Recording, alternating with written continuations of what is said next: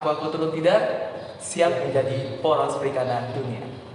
Salam bahari, salam jaya salam. Halo Aqua Friends, selamat datang di Aqua, tempat di mana kita akan ngobrol santai mengenai dunia kampus maupun isu-isu perikanan yang hangat diperbincangkan di kalangan masyarakat akhir-akhir ini. Bersama aku selaku host Rian Johansyah akan menemani kalian pada podcast episode ini. Nah, di sini yang masih takut sama praktikum, katanya asisten itu galak, ya kan? Terus juga ada yang bilang mas, katanya dunia praktikum tuh sangat rumit, sangat ruwet. Gitu kan?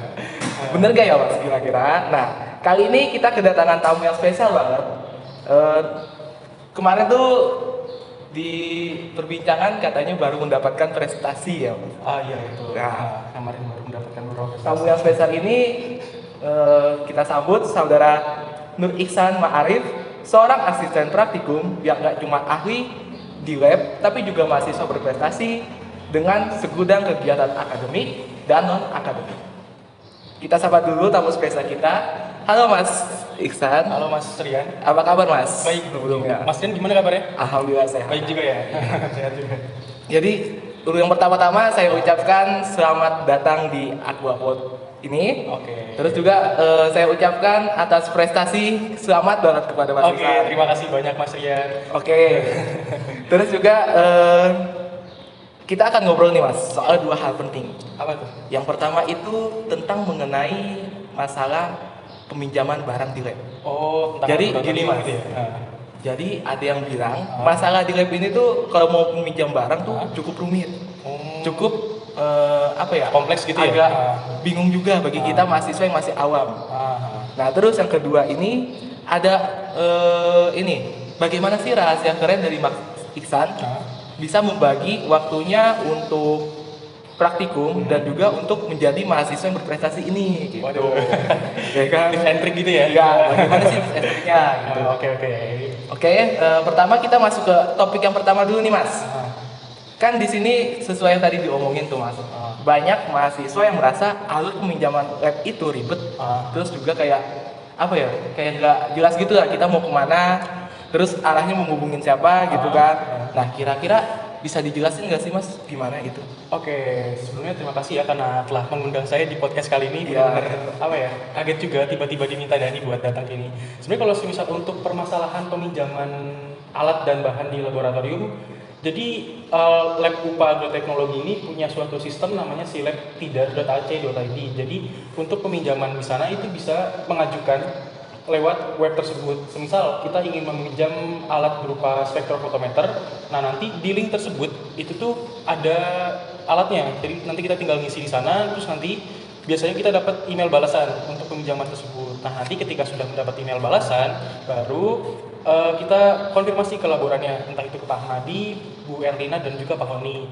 Nah itu untuk mahasiswa secara umum ya. Tapi kalau misal mengajukan bahan misal dari asisten praktikum, nah itu ada tata caranya sendiri lagi. Jadi kalau misal untuk asisten praktikum itu nggak perlu ngisi yang lewat silab tidar itu, tapi kita mengisi bon praktikum dan disesuaikan dengan anggaran atau RAB yang di praktikum tersebut. Kayak gitu. Sebenarnya kalau misal dibilang rumit sih nggak terlalu ya, karena kan kita juga kan sudah menggunakan IoT atau Internet of Things, jadi segala sesuatu hal memang udah dilaksanakan secara online. Jadi kita tinggal menunggu surat balasannya saja, mungkin sekitar 1 hingga 2 hari gitu. Kalau misal belum dibalas-balas, baru kita konfirmasi aja, kita tinggal ke laboran kayak gitu. Oke. Jadi kan menurut Mas Ihsan tuh nggak begitu rumit ya Mas? Iya. Soalnya kadang ya Mas, mungkin kali untuk instruksi kayak peminjamannya gimana, prosedurnya gimana itu kan masih belum apa ya, masih belum banyak mahasiswa tuh yang tahu kan. Jadi kayak kurangnya edukasi mungkin ya. Nah, menurut Mas Ihsan sendiri nih, kira-kira langkah yang tepat apa ya Mas? Jika mahasiswa tuh bisa tahu prosedur-prosedur tadi. Oke, mungkin karena lab sendiri itu ada unit kerjanya sendiri berupa UPA Taman Agroteknologi, mungkin kalian lebih sering cross check aja Instagramnya itu kayak gimana, atau mungkin websitenya. Nah itu kan biasanya di website itu kan banyak tertera kayak prosedur peminjaman itu seperti apa. Atau misal kalian pas main ke laboratorium, nah itu kan biasanya kan ada pamflet yang ditempel di dinding. Nah itu tuh biasanya itu ada prosedur peminjaman itu kayak gimana, dan biasanya juga di sana tuh udah ditempel barcode-nya kayak gitu. Tapi ya kembali lagi, kalau misal emang dua hal tersebut tidak cukup, ya mungkin kalian bisa nanya-nanya ke cutting yang emang sering main ke lab gitu. Jadi kan biasanya kan mereka yang lebih paham terkait prosedur peminjaman di laboratorium kayak gitu. Oke. Terus menurut Mas Iksan pribadi, untuk mungkin kan kita tuh kadang membutuhkan alat-alat yang belum tentu ada di lab. Nah, sekiranya dari Mas Iksan itu, jika alat-alat yang kita pinjam tuh nggak ada, langkah yang tepat tuh menurut Mas Iksan kita mesti gimana? Wah, ini sebenarnya banyak juga ya alat-alat yang ada di laboratorium. Jadi kalau misal alatnya itu nggak ada, ya otomatis kita nggak bisa memaksakan lab tersebut untuk membelikan alat. Jadi ya mau nggak mau kita antara membeli sendiri ataupun uji di luar. Kayak contoh, di penelitian saya ini saya membutuhkan alat apa ya? Pokoknya terkait tentang gen 16S. Nah, gen 16S ini kan belum ada nih di laboratorium kita ya. Jadi mau nggak mau kita uji di luar kayak gitu. Tapi kalau misal untuk bahan, nah kalau bahan ini kita bisa request ke laboratorium. Nah, nanti kalau misal kita ada request, mungkin dari pihak laborannya itu akan mempertimbangkan kira-kira ini bisa dibelikan atau tidak. Nanti konsepnya itu kita mengganti bahan tersebut kayak gitu. Kalau alat kayaknya agak susah ya, karena kan ini terkait tentang inventaris negara. Jadi itu mungkin agak susah. Jadi better uji di luar aja. Mungkin kayak gitu. Kalau boleh tahu nih Mas, kira-kira Mas Iksan nih ngambil penelitian apa sih Mas?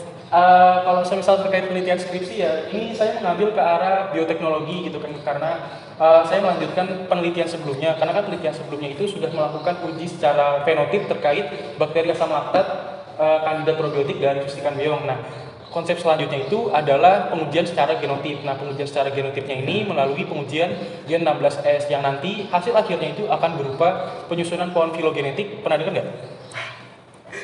Kayaknya saya mungkin ya. Ya. Kalau pohon filogenetik itu kayak suatu struktur kekerabatan bakteri dengan bakteri yang lainnya kayak gitu. Kayak misal aku sama kamu itu kan ada suatu kekerabatannya, mungkin itu kayak gitu. Mungkin secara simpelnya kayak gitu. Gitu. Nah, mungkin untuk yang selanjutnya nih Mas, kan dari peminjaman barang-barang di lab ini, mungkin kan kita masih banyak kendala tuh Mas. Nah, untuk permasalahan kendalanya itu yang Mas Iksan rasakan sama ini selama menjadi praktikan terus jadi asisten praktikum juga, itu apa aja Mas? Banyak sih ya kalau misal terkait kendalanya ya, mungkin pas alat tersebut kita lagi pengen banget pakai gini ya, terus tapi kadang tuh dipinjam dulu sama praktikan lain atau ibaratnya buat prodi lain kayak gitu. Jadi kan ibaratnya agak terhambat di situ ya, karena kan alatnya juga kan terbatas kayak gitu. Terus juga ada beberapa alat yang memang sekiranya itu udah rusak, kayak misal kemarin kuvet juga udah ada yang pecah kayak gitu. Dan juga ya kalau misal terkait alat ya mungkin ya itu diantara dipakai sama orang dan juga alatnya memang yang rusak atau tidak tersedia. Kalau misal bahan, ya biasanya ini paling bermasalah ini bahan, karena kan beberapa hal yang masih banyak banget bahan yang memang nggak tersedia di laboratorium kita. Ya mungkin karena bahannya juga kan banyak ya kalau susah buat praktikum perprodi kayak gitu. Nah, menurut Mas nih, kan kadang pas kita minjem kayak oke lah, kendalanya tadi udah disebutkan semua. Terus misal tiba-tiba di tangan kita tuh rusak gitu kan. Nah, itu kan masalah yang besar tuh Mas. Nah, itu menurut Mas ya, apa yang mesti kita lakuin dulu gitu? Oke, mungkin kalau semisal kamu nanya yang lain juga jawabannya bakal sama ya. Kalau semisal alatnya tersebut rusak ya mau nggak mau itu bakal ganti gitu kan. Karena kan ketika kita meminjam suatu barang, kita yang bertanggung jawab atas barang tersebut. Jadi segala kerusakan, segala kehilangan yang mungkin itu akan ditanggung oleh peminjam. Mungkin seperti itu. Nah, kira-kira kan tadi kata Mas Iksan kan kita mesti ganti ya. Nah, untuk menggantinya itu apakah ada prosedur sendiri Mas? Kira-kira? Kalau semisal untuk prosedur sendiri biasanya itu nanti kalian mengkonfirmasi ke laborannya, ataupun nanti ya biasanya nanti dari laboran akan memberikan opsi ini mau kamu ganti sendiri atau ganti berupa uang. Nah, uangnya itu mungkin nanti diberikan ke laboran dan biar laboran yang memberikan gitu. Tapi biasanya rata-rata kalau mahasiswa sini sih itu langsung membeli atau ibaratnya langsung diganti gitu.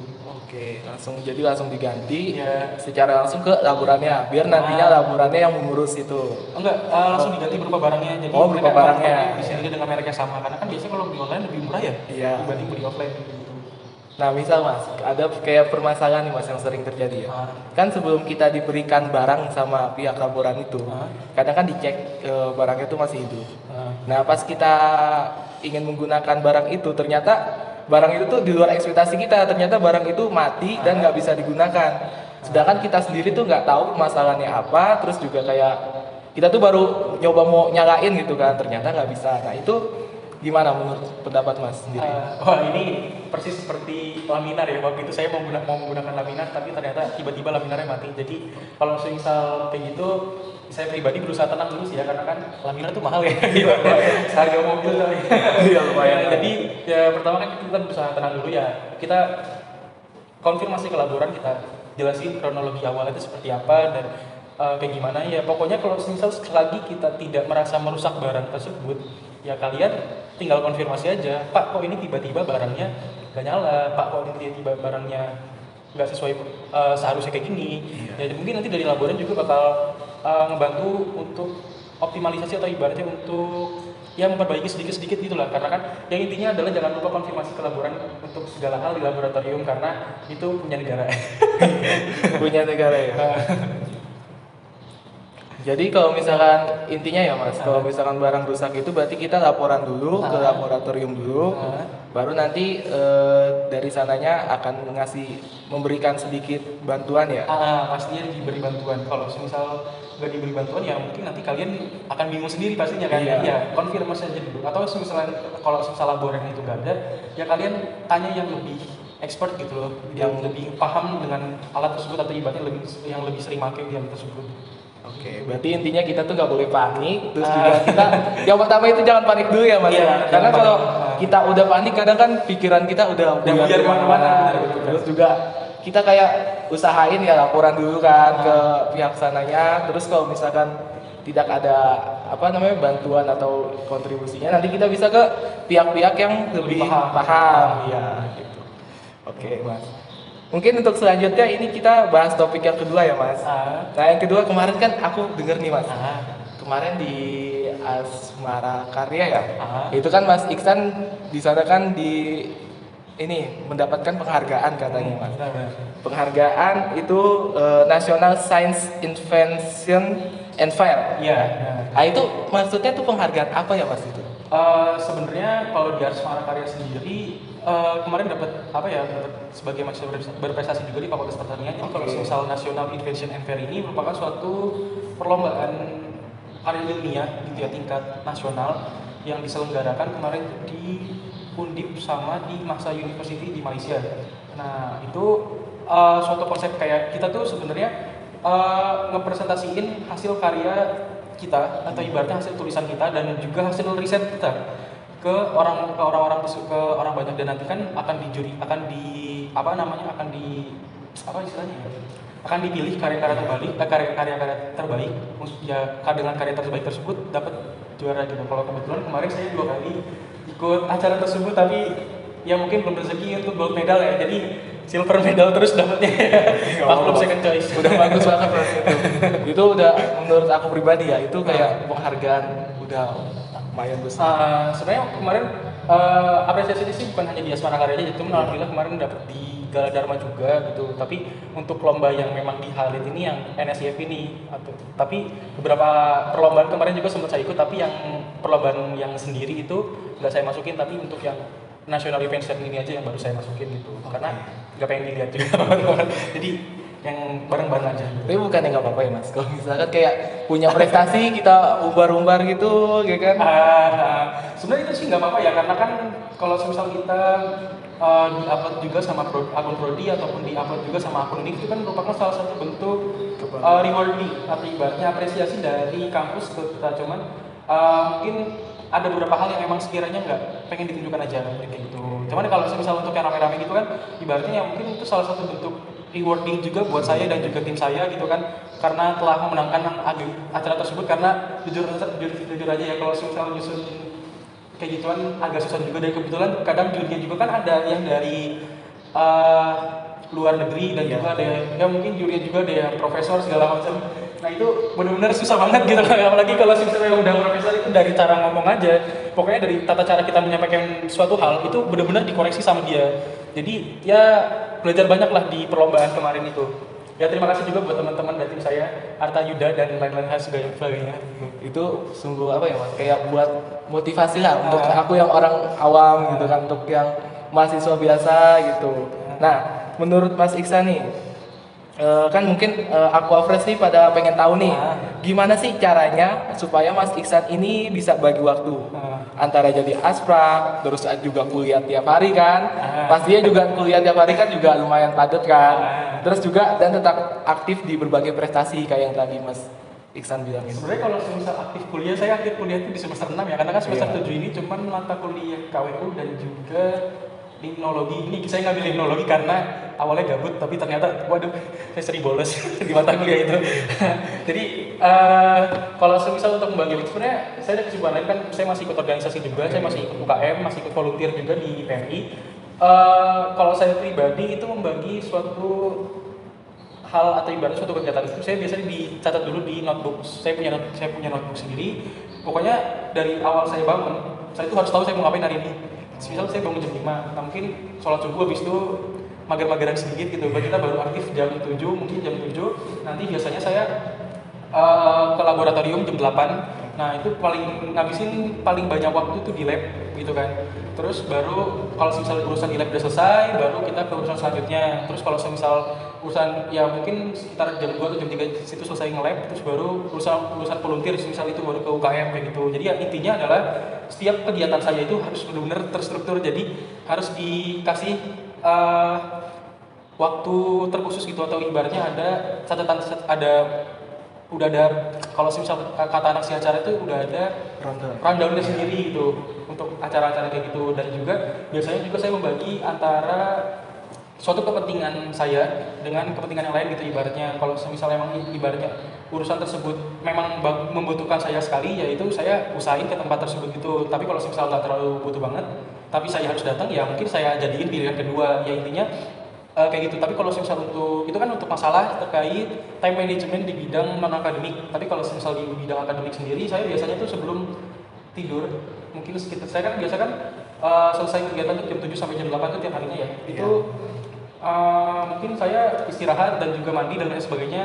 Itu mungkin selesai jam 9, Jadi saya biasain kalau untuk semester akhir ya, itu saya biasa ngerjain atau ibaratnya dari jam 1 saya ada punya, pokoknya dari jam 9 sampai jam 10 itu saya harus baca materi dulu. Ibaratnya baca materi entah itu ngerjain skripsi ataupun terkait ngulang materi perkuliahan dari semester 1 hingga semester 6. Ya pokoknya 1 jam itu saya gunain buat belajar ataupun ngulang materi ataupun baca-baca buku yang baru kayak gitu. Saya paling suka sih baca buku Dr. Farudin Faiz gitu ya. Nah itu saya biasanya nambah pengetahuan di jam-jam segitu. Kayak gitu ya. Pokoknya ya emang capek gitu, cuman saya ingat suatu perkataan dari Dian Sastrowardoyo ketika kita ingin mencapai suatu kesuksesan, kita harus melewati api penyucian. Jadi kalau misal api penyucian itu ibaratnya ya kita yang awalnya kotor, kita tuh harus melewati suatu neraka penyucian. Ibaratnya kita harus bersihin dulu atau gimana. Ya itu proses yang memang sekiranya tuh harus dijalani sama kita ya. Hasil akhirnya apa ya? Hasil akhirnya kita lebih bersih dibandingkan yang lain, dan ibaratnya dan juga kita harus ya walaupun itu memang menyiksa, tapi penyiksaan tersebut yang ibaratnya membentuk diri kita, penyiksaan tersebut yang emang sekiranya tuh membantu kita menjadi pribadi yang lebih siap dibandingkan dengan yang lain kayak gitu. Mungkin kayak gitu sih ya untuk yang lain. Nah kan tadi Mas Iksan kan ada inian solusinya kan ini membuat rundown ya. Nah kalau aku pribadi nih mungkin hampir semua ada yang ngalamin juga kan. Kadang tuh misalnya udah direncanain, misal jam 7 atau jam 8 malam mau ngerjain ini laporan praktikum. Tapi tahu-taunya malah bablas, ujung-ujungnya nggak dikerjain. Nah, menurut Mas Iksan nih, saran buat aku atau buat yang lainnya ngalamin itu semua gimana? Sebenarnya kalau semisal terkait masalah tugas gini ya, saya juga kan pernah ngalamin semester 1 sampai semester 6 itu full tugas dan juga organisasi gitu kan. Sebenarnya untuk masalah tugas ya itu sebenarnya itu tergantung niat kalian. Kadang kita sebagai manusia emang sering lupa terkait masalah atau ibaratnya mood kita lagi jelek, kita jadi dari tugas itu ya. Jadi gimana caranya kita membentuk suatu suasana di hati kita itu, ibaratnya ya udah saya harus ngerjain tugas hari ini biar kedepannya saya nggak ada halangan lagi kayak gitu. Ya pokoknya itu dari diri kita aja. Kalau misalnya dari diri kita suasana hatinya udah nggak bagus, ya menurut aku pribadi ya stop aja dulu, nggak apa-apa. Karena kan kalau misalnya suasana hati itu lagi nggak bagus, ya udah mending jangan dulu. Kalau misalnya ibaratnya kalau suasana hati kalian lagi bagus tapi kalian gabut, nah itu patut dipertanyakan kenapa kamu malas gitu. Kamu mau kalah dari rasa malas kamu atau kayak gimana kayak gitu. Sedangkan masih banyak hal yang memang seharusnya kalian lakukan dibanding males-malesan kayak gitu. Terus juga biasanya kalau misalnya mas kiranya saya lagi males, saya ngerjain tugas bareng teman sih ya. Saya biasa ngerjain tugas bareng teman, terus juga kadang bagi dua juga sama teman. Bagi-bagi. Iya. Jadi ntar di ini dicicil gitu mas. Maksudnya kalau misal tugas kampus ya, kan kalau lapar saya nggak pernah bagi dua gitu kan. Kalau tugas kampus saya bagi dua, ibaratnya nanti kamu ngerjain ini, saya ngerjain itu, Iya. bagi dua kayak gitu. Jadi ya emang kadang kita juga butuh teman yang suportif sih ya. Iya, butuh Tentunya. teman yang sama-sama support satu sama lain. Gitu. Buat karena kan ada kadang juga butuh teman yang saling mengingatkan untuk nggak males. Gitu. Iya. Kadang kayak gitu sih. Kalau sendirian kan bawaannya kayak ntar aja lah gitu. Iya benar banget. Kalau apa namanya, kalau nggak ada temen, nggak ada ini kan bawaannya ya ikutin tadi hati itu mas, ya kan. Kadang kalau misalkan hati bener-bener gamut ya kan, kayak udahlah malas ngapa-ngapain gitu. Iya benar. Nah, mungkin dari Mas Iksan nih, kira-kira untuk masalah kan tadi berhubungan sama hati ya mas. Nah, kalau misal kayak kita lagi gamut nih mas, tapi tiba-tiba kita dikejar deadline besok mesti kelar. Sedangkan kalau kita kerjain pasti kan tugasnya nanti ya nggak bakal yang kita inginkan kan, hasilnya pasti nggak sesuai ekspektasi kita kan. Nah itu langkah yang tepat mas untuk mengatasi masalah itu gimana mas? Sebenarnya kalau misal masalah suasana hati itu kan tergantung mindset kita ya, tergantung cara berpikir kita itu mau menanggapi seperti apa. Tapi kalau saya pribadi, kalau misal saya lagi gamut, saya makan sih. Iya makan. Ya pokoknya tidak bercerita tiba-tiba GoFood kan ada juga, itu saya tiap hari nge-GoFood pokoknya ya. Pokoknya gimana caranya mood saya bagus, saya ngerjain tugas, skripsi saya selesai kayak gitu ibaratnya. Pokoknya gimana caranya segala bentuk penugasan yang diberikan kepada saya itu harus selesai segera mungkin gitu. Tapi kan banyak juga orang yang ibaratnya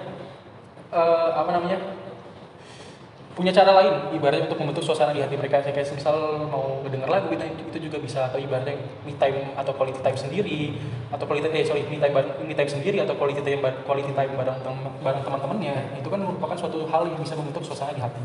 Oke. Nah mungkin dari kan tadi ini ya mas dijelaskan bahwa kita mesti mengisi saat kita lagi gamut nih dengan hal-hal yang menurut kita menyenangkan kan. Contohnya kayak GoFood tadi, musim makanan, ya kan, sama ngabisin waktu kita nggak seneng-seneng ya.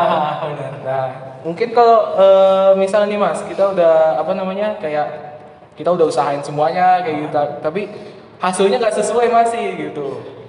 Itu kan kadang bingung tuh mas, kadang kita udah hati kita nih udah bener, udah baik semuanya, terus kita nggak ada masalah apa-apa, deadline juga aman, tapi kita kadang tuh masih ngerjain tugas nggak sesuai sama yang kita inginkan gitu mas. Waduh, kira-kira gimana mas?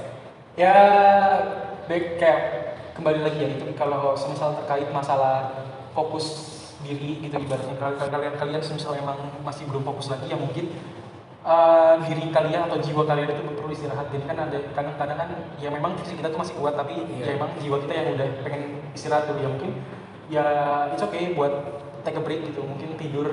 Terus nanti kalian bangun jam 3 atau jam 4 biasanya. Kalau saya lagi gamut banget nugas atau ibaratnya jam 9 pengen tidur gitu ya, saya tidur jam 9 terus bangun mungkin jam 3 atau jam 4. Nah itu biasanya kan barengan sama tahajud, dan juga orang tua saya selalu berpesan kalau misal untuk belajar paling optimal itu jam 3 sampai jam 4 pagi gitu sebenarnya. Cuman saya males bangun segitu karena ngantuk.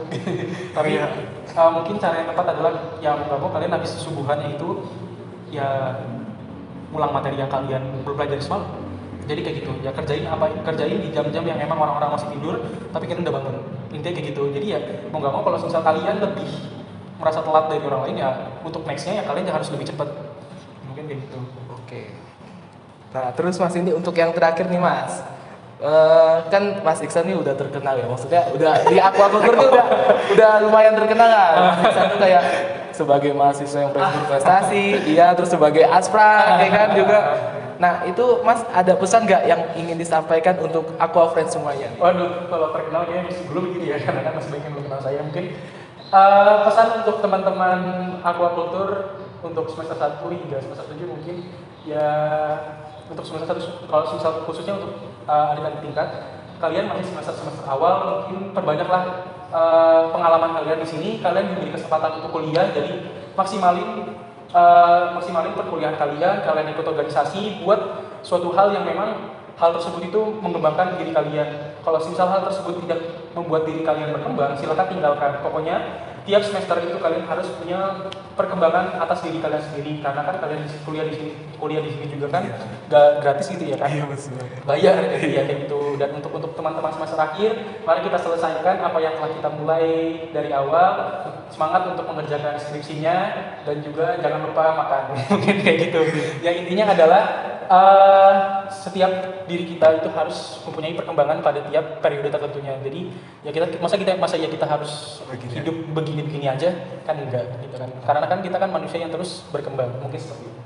Oke, obrolan kali ini mungkin bener-bener seru banget ya Mas. Terus juga kayak penuh tips and trick dari Mas Iksan. Dari tadi kan awal kita udah bahas peminjaman alur rep kan yang baik dan benar, prosedurnya gimana. Terus juga dari ini juga yang kedua tuh manajemen waktu oleh Mas Iksan tuh gimana ya kan.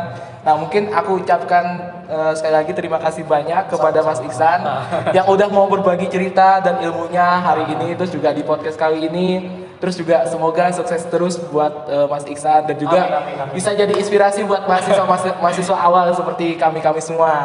Udah kakak tingkat semester 3. Aku kan di bawahnya Mas Iksan. Iya. Jadi sangat inspirasi lah bagi aku. Oke, mungkin buat Aqua Friends yang punya ide atau masukan soal topik ataupun tentang permasalahan yang mau kita bahas, jangan ragu, kita sampaikan aja di IG Himakua ataupun di akun Himakua lainnya. Terus juga kalau misalkan kalian punya ide atau masukan, nah kalian bisa sampaikan saya di komentar juga kan. Terus mungkin itu saja. Sampai ketemu lagi di episode berikutnya. Jangan lupa subscribe, like, dan follow Instagram dan Spotify kita ya dengan username Himakua Untida. Oke, terima kasih. Terima kasih.